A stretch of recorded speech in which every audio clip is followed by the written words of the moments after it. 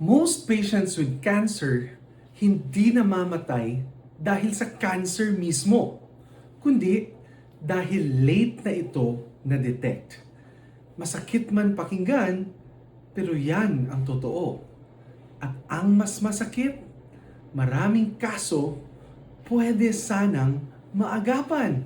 Dum, dum, dum, dum, dum, dum. Welcome to Everything About Cancer with Doc Fred Ting. New episode every Wednesday. And Saturday.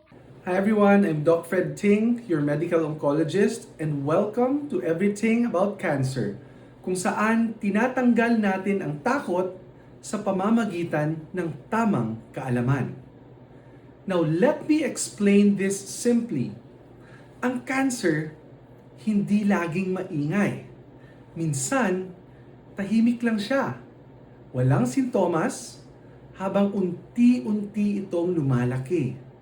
At kapag doon pa lang natin siya na-detect, kapag may sintomas na, madalas advanced stage na. Kapag early stage ang cancer, maliit pa ito, hindi pa kumakalat, at mas madali itong gamutin. Pero kapag late stage, mas agresibo ang treatment, mas mataas ang gastos, mas mahirap o challenging ang laban. That's the difference between early detection and late detection. Sa clinic, nakikita ko ito araw-araw. May pasyente na nagpa-check kahit walang nararamdaman at na-detect ang cancer ng mas maaga. Ang treatment, mas simple, mas mabilis, mas maganda ang outcomes. Pero may iba din, naghintay ng sintomas at pagdating sa amin, advance na ang sakit. At doon, nagiging mas mahirap ang treatment journey. Ito ang hindi sinasabi sa karamihan.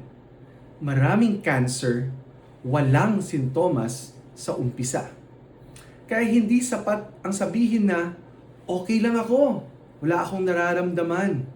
Because sometimes, that's exactly the problem.